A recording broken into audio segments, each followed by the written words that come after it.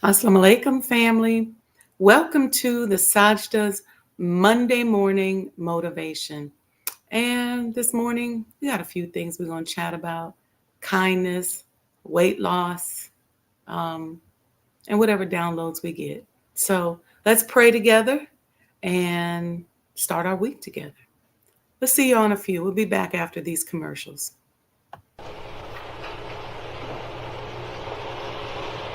O Allah, guide me among those whom Thou hast guided aright, and preserve me among those whom Thou hast preserved, and befriend me among those whom Thou hast befriended. Bless me in whatsoever Thou dost grant me, and deliver me from the evil of what Thou hast judged. Surely Thou judgest, and none can judge against Thee, and he whom Thou befriendest is not disgraced.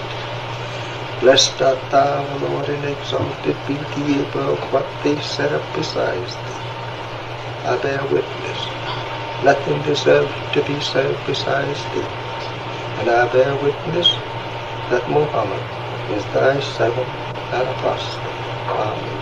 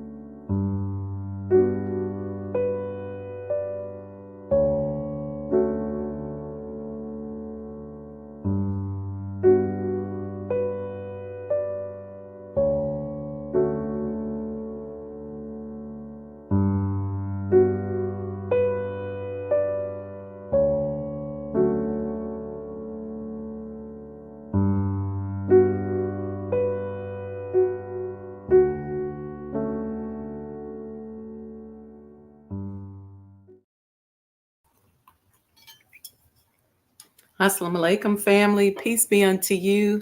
Happy Monday. Welcome to Sajdah's Monday morning motivation.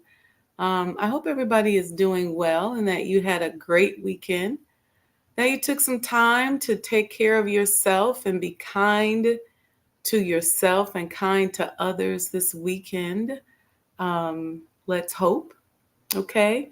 Um, Man, there's quite a few things I want to talk about this morning.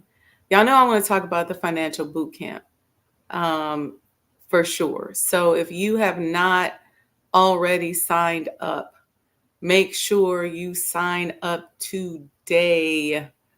I don't want the spaces to get all filled, and then my main people can't do it. We did some pushes last week with schools, and there's going to be some advertising coming out with some of the schools. So I don't want the slots to get all filled, and you guys don't get a chance to join on and to check us out. Um,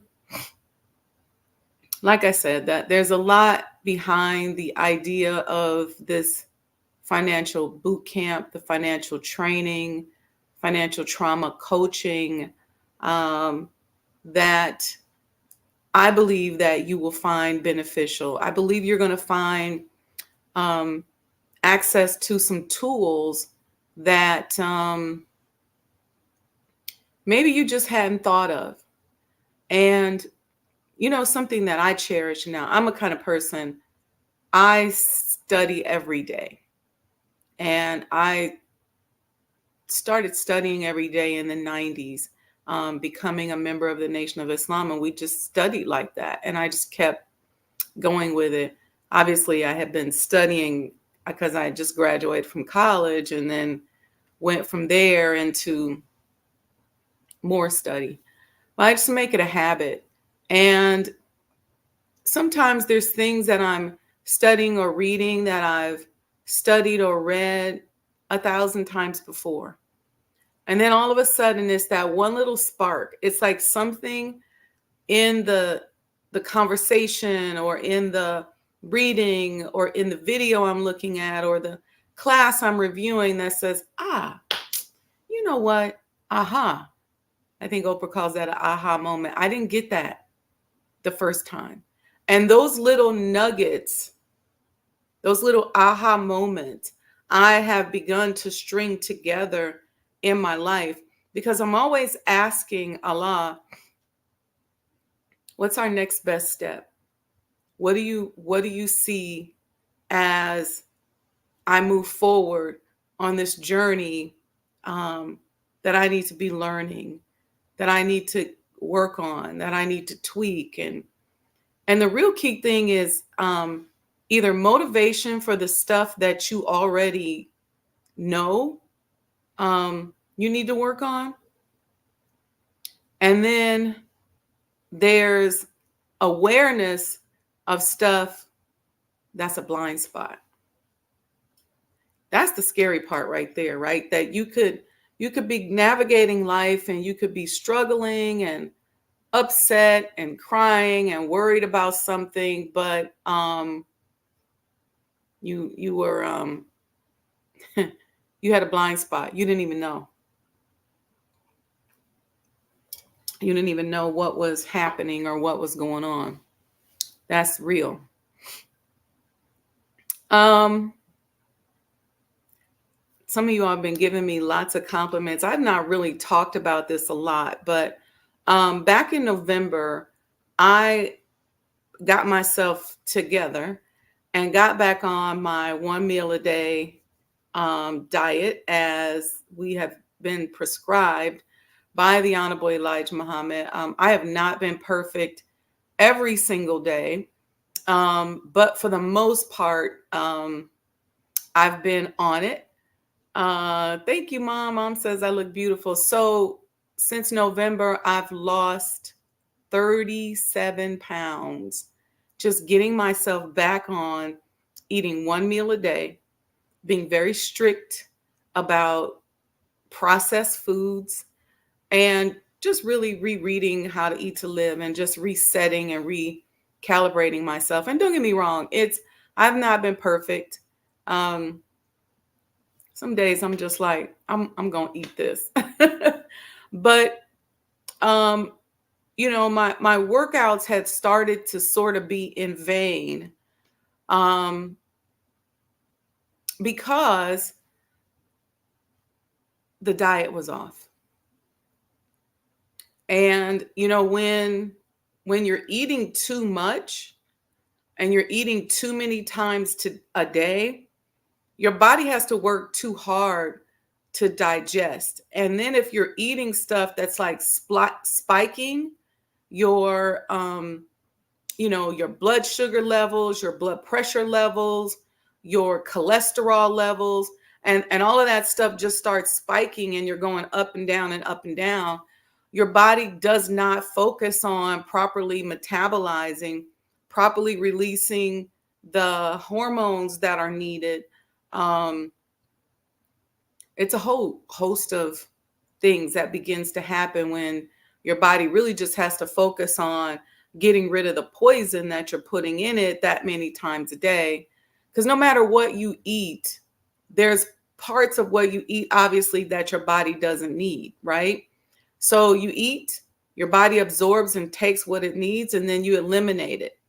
But even that elimination process and that intelligence of sifting through what you've put into it um, is happening. That intelligence process takes up time, space, energy, and the body then doesn't have as much time to focus. So what you want to do is make sure you get yourself to that fasting state by eating that one meal a day. Um, some people say when the sun is highest in the sky is when you should eat, but the Honorable Elijah Muhammad told us to eat between 4 and 6 p.m. And I'll drink my coffee and my teas. Uh, so since the pandemic, I I've always been a kind of a herbal tea type of person, and I've always been in the lab when it came to my herbs and stuff like that. But since the pandemic, I got deeper into it and started being a little bit more prescriptive with myself. So with drinking the right teas, understanding how to regulate certain levels in my body, and eating the one meal a day has been successful. And I've always been a boot camper. I've always been a CrossFit girl.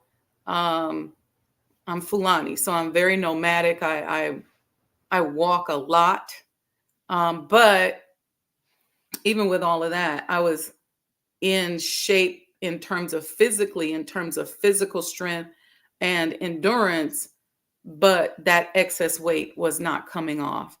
Um, I can't say that my stress levels have decreased. So I think that then as I begin to process even how to deal with life challenges, then the body will probably just begin to regulate itself even more. So somebody asked me yesterday, I went to an event and they said, well, how much are you going to lose? And I said, I'm letting my body regulate itself. So my body will determine what weight it wants to be if I continue to treat it right and to love it and do for self. It'll figure it out. You know how we are as women, we still not totally satisfied. Um, but just that love and the body going, okay, I'm loved. Okay, she loves me. I'm going to do my best to function at its highest ability. Um, I there are two things that clicked to me yesterday that I wanted to talk about today. Um, and it all happened at this event I went to last night. The Chicago Blues Hall of Fame inducted um, my sister Chandra Cooper, who is the granddaughter of McKinley Morganfield, aka Muddy Water, as an ambassador into the Hall of Fame. So we got an opportunity to see Buddy Guy, and he actually performed. He's quite the comedian. I didn't realize he was that funny. And we got an opportunity to just kind of fellowship in that blues preservation community. And I had to take a moment to give Chandra her flowers for what she has done for Muddy Waters. Um, y'all know it's no secret that old people like to talk to me, especially elderly people who have passed on.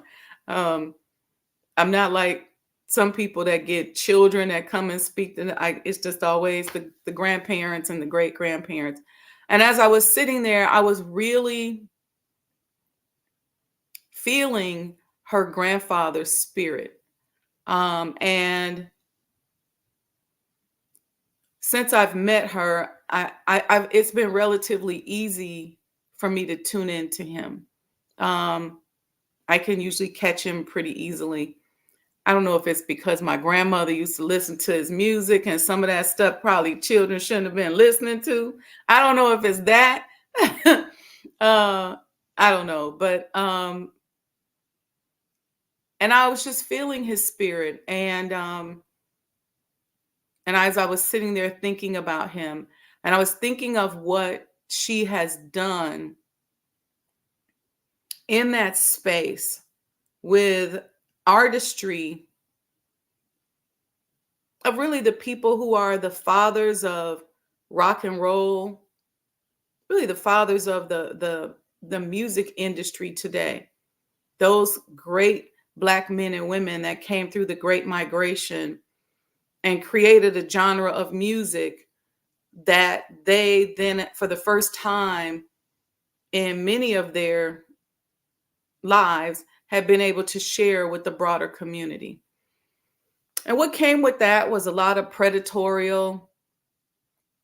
capitalist behavior, with people not having rights to their music and not being able to perform in certain venues, and they talk about the Chitlin circuit and all of that. And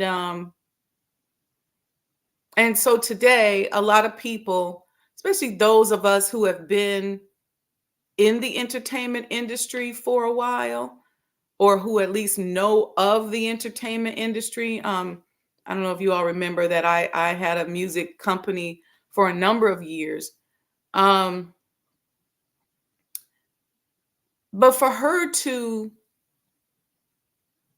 lift him in a space where we aren't often independently lifted, and to not only lift him, but to preserve his legacy and his work. And as she walked up on the stage, I said, we really truly are the answer to the prayers of our ancestors. I'm sure that man, when he looked into the eyes of that little girl as she was growing up, did he know that she would be walking up as an inductee of the Blues Hall of Fame, and that she would be building a museum, and that people in this blues community who for the most part don't look like us would be honoring her? It's a big accomplishment. And I took a moment to tell her that, and I wanted to just share that with her. I don't go around and tell people like I just clicked into your grandmother or your grandfather, but I did tell her that, because my grandmother was such a fan of his music, um, it's easy for me to go to a place when I hear it of comfort and comfortability, because as a little girl, I remember her playing those songs. And I said that to her. And she said something to me about her grandfather that struck me. And it struck me in the wake of something else, that an additional act of kindness that I had learned about the Honorable Elijah Muhammad. Um, she said, my grandfather was very kind. She said, he just was a kind man. She said, no matter who you were, if you came up, it was come on in, baby, have a seat. How you doing? Do you want some food? And so she started talking about his kindness, and I felt the energy of his kindness as she um, talked about it. And I realized that every time I tap into him, that's what I'm getting is his kindness. And as I'm watching the universe rewarding him through his granddaughter for his kindness, I thought about it. And I said, when did we stop as a people being kind in general? I think when we started getting stuff that we wanted to protect in this world, that we stopped being kind and generous. I put the definition of kindness up here, the quality of being friendly, generous, and considerate. Because oftentimes we're just not kind anymore.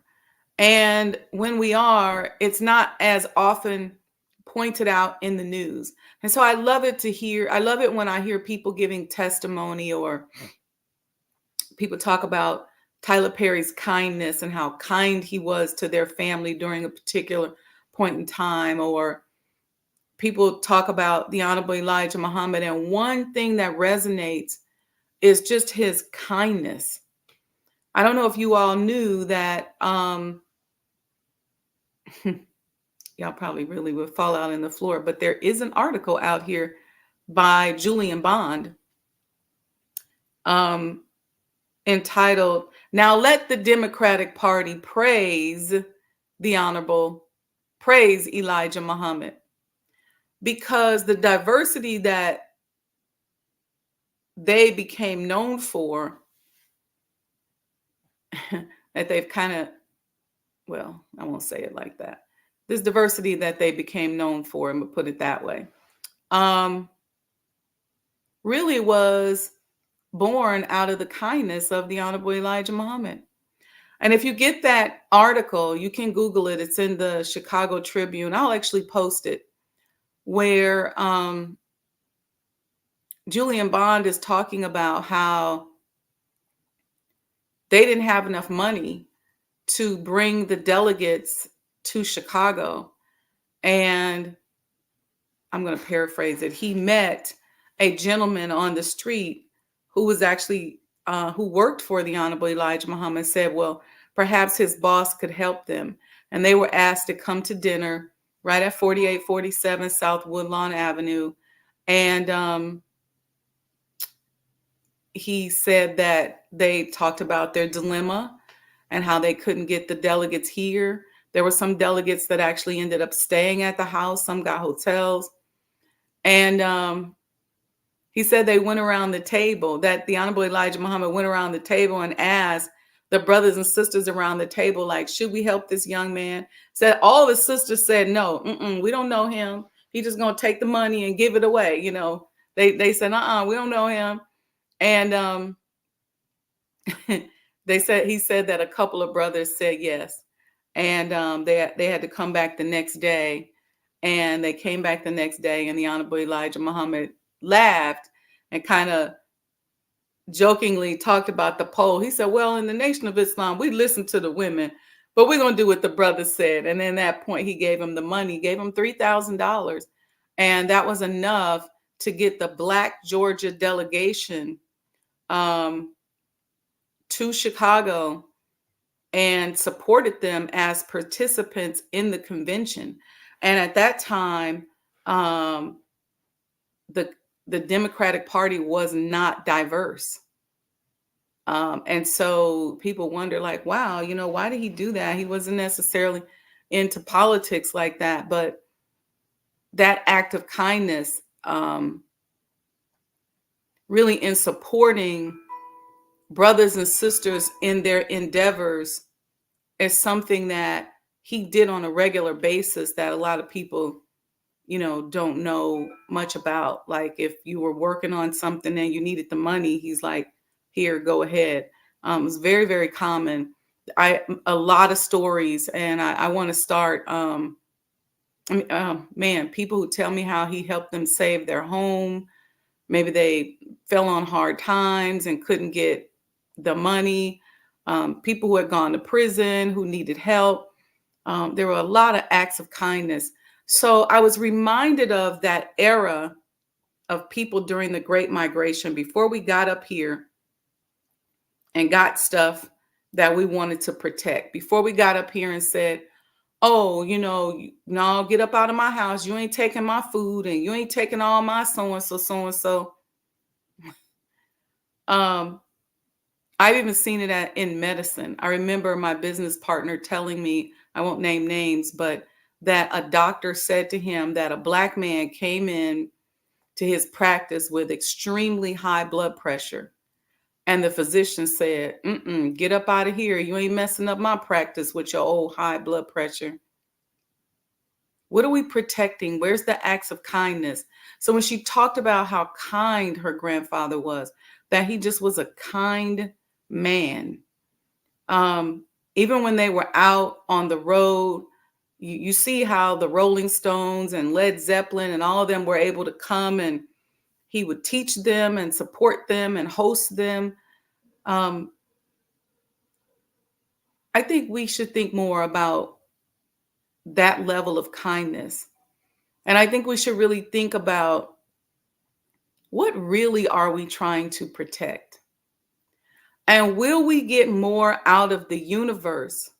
And is there more longevity in kindness than there is in protecting the little thing that you think somebody's trying to take from you?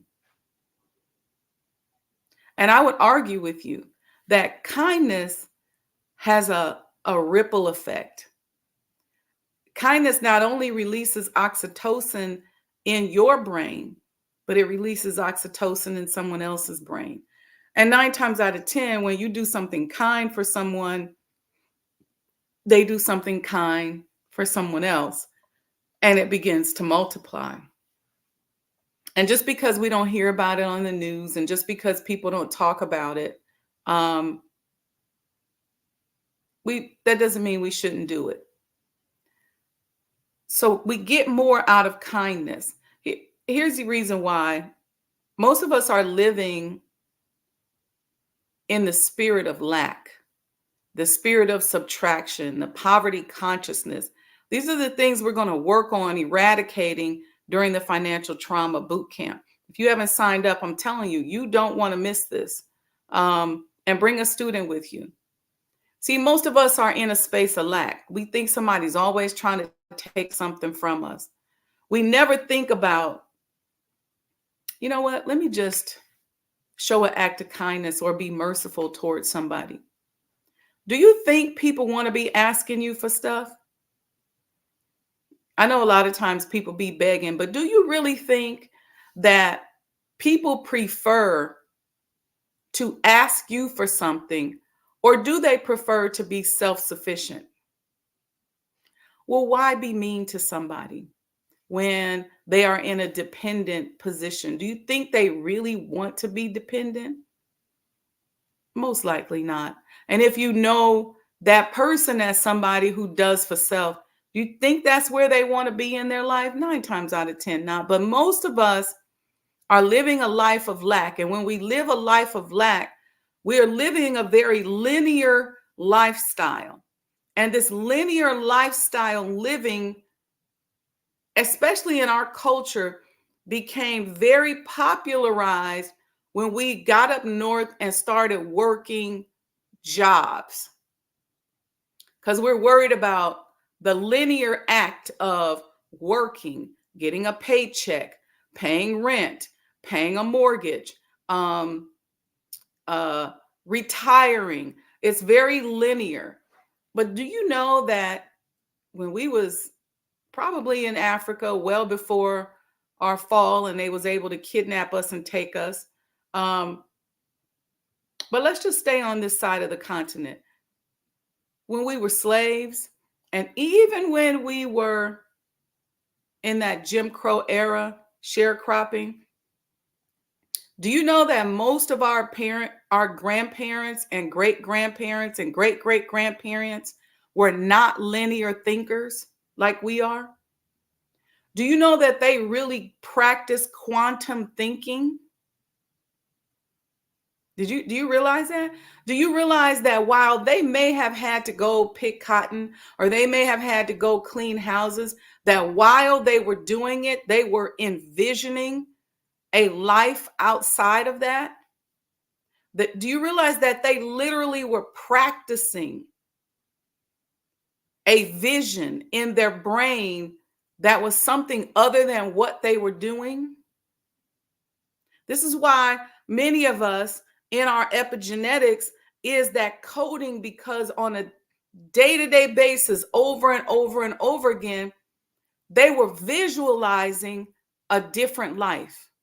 And they understood that they were not necessarily the person that was sweeping floors or picking cotton. They knew it. But somehow the psyche changed when we got up north. We migrated up north and we started working a job. And then we became the job that we were seeking. And so in that pride of saying, oh, I'm an accountant, or I'm a engineer, or I'm a so-and-so, we reduced ourselves to those professions and became very linear minded. But they were quantum thinkers. They understood that maybe just feeding this person who's walking by may do something for them. They understood that helping more people travel and get up north and giving was important. That meant something to them. They got it. They understood it.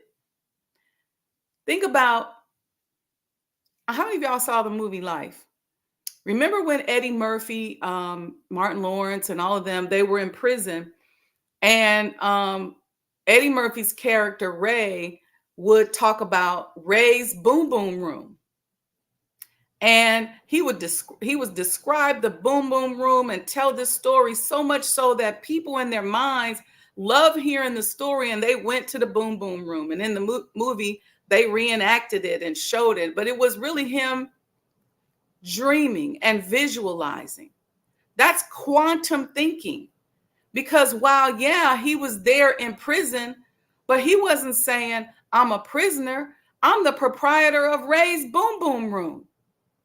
So in that space and time, instead of being singularly linear thinking, he was quantum thinking and manifesting something on another plane or in another level. So part of our problem for a lot of us, we live this life of lack because we're linear thinking.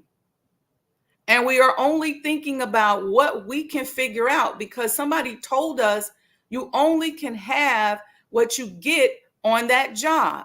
The only money you can get is what you get from work. The only identity you can get is from your career. And so that linear thinking has followed us and made us give up our kindness because we're on a linear plane and we're worried about somebody saying to us, oh, I'm about to take what you got, or somebody taking what we got. We are so linear. Check out how linear we are. Most of us know that the one thing that none of us can do anything about is time. We can't do anything about the movement of the universe and the time and the counting of time that comes as a result of the movement and rotation of the earth, the rotation and the revolution of the earth around the sun that we mark in fragments called time.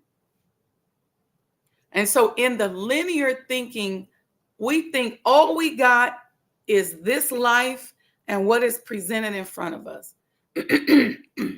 And so most of us are mad at time. We're mad because time keeps going and time keeps ticking Time keeps moving because the earth is moving. And guess what? We ain't moving. We're not moving. And so we're mad at time. We're mad because we're 40 years old and we thought we should have been and did something else because we really wanted to be on another linear track. We're mad because we're 80 years old and we're like, man, I really wanted to do XYZ. Well, why not on a quantum level go there in your mind right now? Why not take those multi levels of thought and desires and begin to visualize them and put them together in your mind right now? Why not? Where's your raised boom boom room? Why not? Even if you say on this linear plane, time has run out, I don't necessarily think that I can open this, multi-dimensional hotel conglomerate that I dream of. Let's say that, but you can put the vision together and give it to somebody else so that when you're gone, the contiguation of your thought and your dream will happen. It'll keep going. You can do that. If you feel like you still got time, see, because if you visualize something in your mind and start asking Allah to put you in the place and space that brings your vision into fruition, you collapse time. That's what we mean when we say God can make something happen overnight. This is why you don't mistreat people, because that person that's out on the corner begging for food today, by Monday can be a multi-billionaire and be in charge of your life. That's because Allah, who is the creator of the universe, he can give you supreme wisdom through a person that can collapse time. And in the collapsing of time, things can happen overnight. So that person that everybody told you to hate today, that person that everybody told you to diss today, can be somebody that you are chasing behind, trying to get their attention tomorrow because they got off the linear plane that you're on and went into quantum mode, and they collapsed time, but you still over here on a linear basis. So 9 times out of 10, you're going to have to come to them to get what you need to get you up off of that linear plane. Let me know in the chat if you understand what I'm saying, if you're feeling me. So stop being mad at time. Stop wasting stop stressing, stop creating cortisol releases and all of those hormones in your body by being angry with time. And go into your mind and begin to visualize what it is that is being downloaded into you. Document it, write it down, and share it with somebody. But oh my bad, some of y'all ain't even kind to nobody, so you don't get to talk to nobody when you get down the road on that linear plane. So we got to wake up. It's not too late. It is not too late. There's a vision, there's a dream, there's experiences that you've had. Document them, write them down, share them with your family, your friends, your children. It's not too late. But don't be mad at time. And here's the other thing. I had somebody to write me a note who said, I'm going to paraphrase. It's unfair that the universe has given you certain wisdom about certain things, and I've been working on certain other things for a number of period of time. Basically, they were saying, why you and who are you? And I said, you know what? I called the person and I said, let's collapse this spirit of lack that you're reaching out to me from, this why you type of thing. Let's collapse that, because the planet, the universe, Allah, whatever you want to say, releases what it wants when it wants. You could say, you saying that is like a slave person saying, well, you know what? A person who was enslaved saying, man, I'm jealous because y'all ain't slaves. It sounds ridiculous. But they know that on a quantum level, their dreams, their goals, their desires, their prayers went into their DNA, which became sperm and egg that produced us, and that those dreams are in us. And so we're just a continual evolution of their rotation through the universe, through life. We're not going to always be in this condition. Just like we weren't always captives. We're not going to always be getting killed on the side of the road. This is going to change. It has happened to enough of us, and there's enough of us that are dissatisfied and uncomfortable and tired of losing loved ones, that are praying for a change, that change is going to happen. Now, whether it happens in our lifetime or not, who knows? But a change gonna come. Y'all know the song? So to sit there and lack and look at somebody who's younger than you or different from you and say, man, I'm jealous. Instead of saying, what can I contribute to the universe right now? What can I contribute to my people right now from who I am, from my experiences, if it's nothing other than to just tell my story? And let that be your contribution to the quantum world, instead of living on a linear lack plane where you're going, I can't stand this person. Why they get to do this or that? Because every time God gives any of us an assignment, every time any of us walk into this earth, we're born into this earth and we start walking the earth with certain genetic coding inside of us, certain assignments up inside of us, certain things that we've been told to do, meaning that we got to elevate and evolve to get to that point so we can find our own purpose, is not easy. So while you sitting over here being mad at somebody else for where they are, stop yourself. Let's collapse this relationship. Let's collapse into an energy space that is more expansive. And when I say collapse, what do I mean? Most of us have all these different linear planes of existence, right? We got our life, we got our family, we got our health, we got our money. And for many of us on every plane, we're jealous and envious. We're functioning on a low vibration in every aspect of our lives. We're jealous and envious from a health standpoint because we're looking at somebody else who's skinnier or in shape or maybe looks better, and we jealous and we mad. We're jealous and mad at people who got more money. We're jealous and mad at people who got a relationship that we want. Let's collapse all of that and begin to expand into a different level. And let's put our mind in a different space by doing what?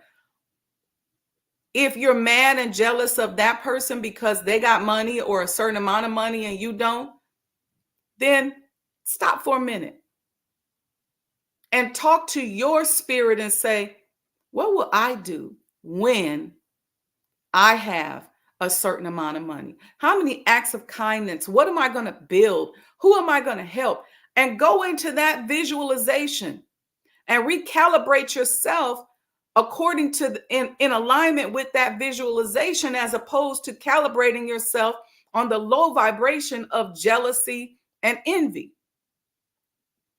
And when you go out, perform an act of kindness that is congruent with the vision you had in your mind. Instead of being jealous of somebody else's relationship, look at them, or let me try to break them up, or I'm gonna see if I can take something from them. Whatever, I can't even figure out the low vibrational language, but whatever it is, stop for a minute. What will you do when you have the relationship of your dreams?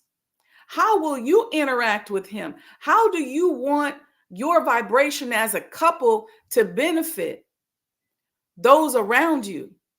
Don't you want the love between you and your mate to be so powerful that you empower other people around you? How many people will you and your loved one help? Start visualizing that and calibrate yourself to that thought, okay? And that energy, as opposed to the energy of hating on that other person in their relationship. Let's talk about health. Instead of being jealous of somebody else because they lost weight, I don't know who Sajdah thinks she is, getting on here telling us she lost 37 pounds, blah, blah, blah, blah, blah. Some of y'all mad about that. She probably on Ozempic. She don't know Elijah Muhammad. It's how to eat to live, boo. Some of y'all mad about that. Stop. Because if you're plugging into that grid and into that matrix, and that's what you own, that's what you're aligning yourself with. And that's low vibrational. Why not say, man, that's beautiful. Let me call her and talk to her about how she, about this how to eat to live. And how did it happen? Yeah, I've been in the nation since the 90s, and I was eating one meal a day, and then I wasn't. And then I was eating one meal a day, and then I wasn't. And I was eating one meal a day, and then I wasn't. So I've been on this roller coaster. Call me and say, hey, you know what? How did you navigate through this mercy? It's a blessing. A blessing.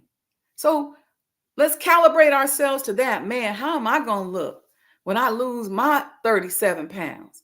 How am I going to look when, how am I going to feel when I can walk up the block without having to stop and get tired? How am I going to feel when I got to go shopping and get all new clothes? Huh? Calibrate yourself to that instead of to the jealousy. I could go on and on and on. If you're jealous because somebody else got another assignment from God and you wish you had gotten that assignment, well, calibrate yourself to the assignment that you really want. See, the problem with us is that we plug into that grid of lack. It's like taking your charger and plugging into an outlet that don't have enough energy, so it's a slow charge. So when you're trying to use your phone, you don't have enough juice because it's charging so slowly. So every app you pull up, it almost dies, so you can't even use the phone. See, that's what's happening to us in our lives. We're plugging in to this low vibrational stuff, all this envy, all this jealousy, all this comparison, all this hating on one another. When if we just plugged into kindness, plugged into loving ourselves and loving other people, that's a much more high power, high voltage outlet for us to plug into. And in plugging into that high voltage outlet, we can use more of the apps on our phone. When you plug into that high voltage outlet, we just talked about kindness, for example, guess what? It affects your health, your wealth, your mind, your spirituality. It affects everything because you plugged into something higher so you could access more apps. Give me a thumbs up if you can understand this. So that's why I'm saying when Sister talked about how kind her grandfather was, and I felt his energy and his spirit. And what I always felt from him was that he was rich and abundant. Now, I don't know what his financial situation was, and I know that, but what I do know is 9 times out of 10, being in this entertainment industry at the time that he was in it, he probably wasn't getting the money that he deserved. He probably still doesn't have the wealth that he deserves, or the family doesn't have the wealth that he deserved, but he's rich in spirit, rich in kindness. And I'm looking at his life continue to play out through his granddaughter. And it was a powerful thing to see. And when she sat, before she went up on stage, she was talking about his kindness. And then she went up there and spoke about his kindness. And when she sat down, she spoke about his kindness again. And that is what I saw as a high voltage grid that he was plugged into for a long time in his life. And those apps are still running for a generation after his transition. So these are the types of coding lessons we're going to go through so we can figure out how to hack our brain. I'm not talking about you coming to the thing and telling your story and we just going to regurgitate the same old energy over and over and over again. We're not doing that.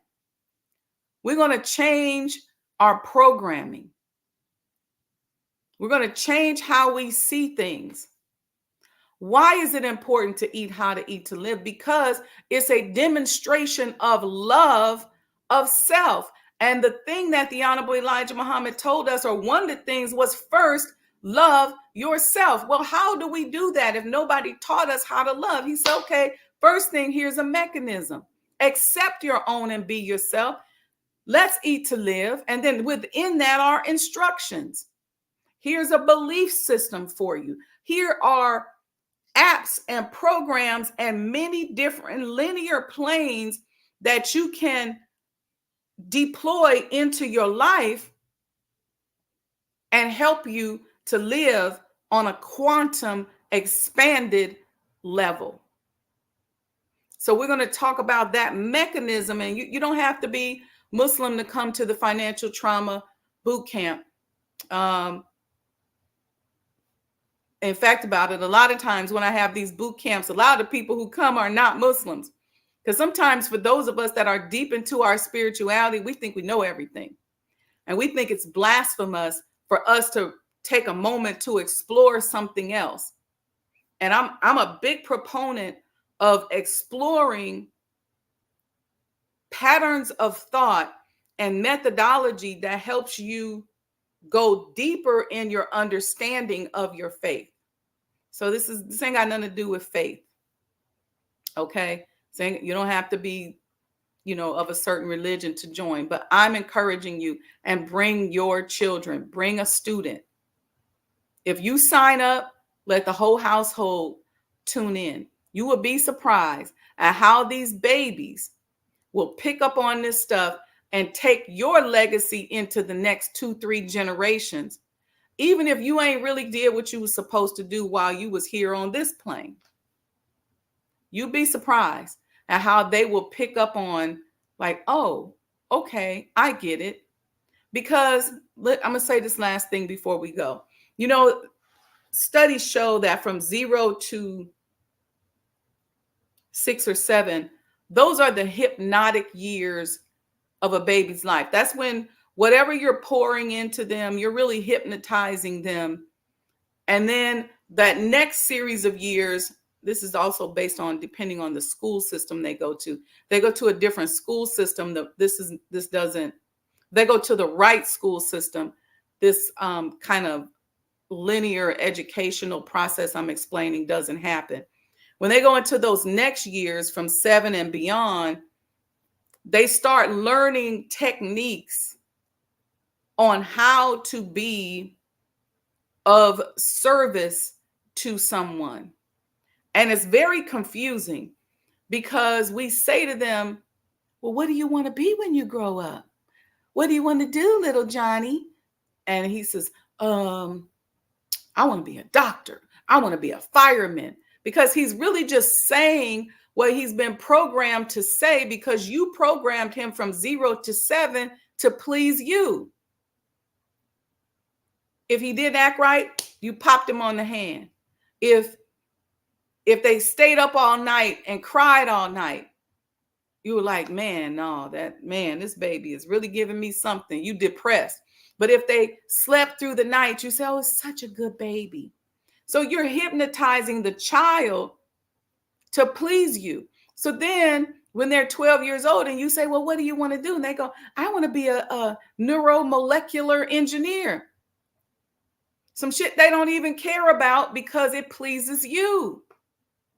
Or you put the violin in their hand or the piano and put them in front of it and say, you're going to play this. And then they say that's what they want to do because they've been programmed to please you. They don't even know that they're doing it. So it's like you're asking them to dream and visualize, but you've programmed them not to. So what I'm saying is you'll be surprised at how many of them are frustrated between those planes. And when they hear this kind of language that says, go inside of yourself and study yourself and find out what you showed up on the planet to do, you'll be surprised at how many of them will go and do it and start doing it. And then the universe will reward them with sustenance, and you'll see them. 12-year-old millionaires, 15-year-old millionaires, 16-year-old millionaires. I'm not saying this boot camp is going to make them that, but this boot camp is going to help reprogram them. Because this programming that we're subject to is not working. This school to prison pipeline process is not working. This process of hypnotizing our children to please someone or some authority figure and then having them make up professions that they want to be a part of, and then they go to high school and college and get out and ain't no job for them to practice the profession you done hypnotize them in and blackmail them into saying that they want to do. So we got to change the paradigm. It's time to make a difference. Let's put them on the right track so they can show up and do what they showed up on the planet to do. All right, family. Our theme today is what? Sign up for Financial Boot Camp and make sure you do some act of kindness today. Kindness does not necessarily have to be money. Maybe you see somebody in a rush. I was in a grocery store the other day and a lady looked like she was really in a rush. And I said, you know what? You go ahead. She said, thank you so much. She said, I'm almost late for my son's birthday party and I had to run over here. I said, girl, you ain't got to explain. Don't even waste time explaining. Go ahead on. And I went, and as it turns out, we got through the line almost, I didn't have that much stuff. And when I got out, I was going to my car and she was driving out the lot and she was like, thank you. Little oxytocin for doing something nice, but do something nice. I've done things where I might be at the drive-through getting my coffee and I'll see, how sometimes they'll show you what the price of the next car is. This happened to me and I was in Dunkin' Donuts and I was going to get my a hot cup of coffee. And I said, oh, I looked at theirs $4. I was like, I'll pay for theirs too. I think altogether it might have been like $7. And I'm sure that person probably was like, oh, okay, that's nice. That's happened to me on the toll road before, back when we used to have to put our money in the toll. And I got up to the thing in the booth and the lady said, oh, they pay for you. Do something kind. It doesn't have to be money. It could just be, like I said, allowing somebody to cut in line, smiling at somebody. You see somebody carrying something, help them carry something. I was on a walk the other day and a guy came, he was on jogging and he came behind me and he said, "Peace and blessings, my sister." That was kind to me. I love that. So let's do some acts of kindness today. All right, family. Tune in tomorrow. We're going to start talking about corporate governance. And we're going to start that conversation tomorrow, 6 a.m. State of Black Business. We're going to talk about corporate governance. And then Thursday, we are talking to Sister Carmen. She's having the International Modest Fashion Show and award ceremony. Hopefully you all will come. She's honoring me on that Saturday, August 30th, as her Entrepreneur of the Year. And then Sunday at the Drake, that's at the Salam restaurant. And then on Sunday, the 31st, she's having a huge international fashion show. You're talking about some bad clothes. Y'all got to come check this out. You got to come see it. Also, don't forget the 23rd, Sister Margaret, Matthew Theater Company. Get tickets to the play. It is a phenomenal play. You're talking about an oxytocin rush throughout the whole thing. Go to the Mahdi Theater Company, MAHDI Theater Company, and look at the play times and get your tickets. Make sure you support. Even if you don't come, the tickets ain't that much. I think they 2 for $25. Just get one. Use the QR code right here and come to Financial Boot Camp. You don't want to miss it. All right, family. I love you all. Wish you all more goodness than you've ever experienced or imagined. Be kind today. Be merciful today. People don't want to be in a position where they're depending upon your kindness and your mercy. So treat them like that. Okay. Where do you get tickets for the fashion show? I'll post it as soon as we get off. But you know what? Let me tell you the fashion show, because she just texted to me. I don't even want to wait to tell y'all. Let's see, Sister Carmen. Okay. Go to www.tmfw.com. So let me put this up here. You're going to go to www.tmfm.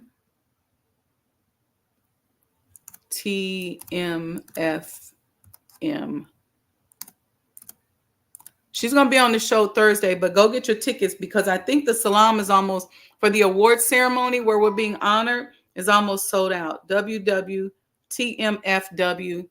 Did I get that right? No, I did not. TMFW. www.tmfw.com. tmfw.com.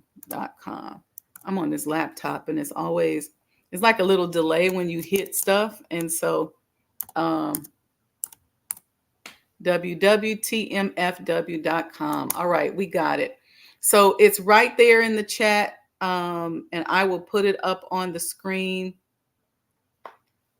I'm telling y'all, talking about some bad clothes. So you can get tickets there to the award ceremony on August 30th, that Saturday night. And then Sunday is the International Modest Fashion Show. And then on the 23rd, you can go to, you're welcome, Mahdi Theater Company. That's for the play that's coming up. It's phenomenal. It's all about having some righteous fun, right? And the play is called Bronzeville, the Musical. Okay. This you can Google. She's all over the internet, all over social media. So go out there and support her as well. And then this weekend coming up, my sister Mighty Singstack Rice and her company, the Chicago Defender Charities, is putting on the Bud Billiken Day Parade. And that is Saturday. All right. So we got a lot of good righteous fun coming up. But Billiken Day Parade, we got Bronzeville, the movie. We got the International Fashion Show. So we got a lot, popping off in the way of righteousness and kindness. Just support. And then next Sunday, so Saturday's Bud Billiken, and then Sunday night, tune in while you're in the comfort of your home. We want to have the Financial Trauma Boot Camp. Okay. Financial trauma boot camp. All right, family. Love you all very much. Peace and blessings. And I will, inshallah, see you all tomorrow morning. Peace.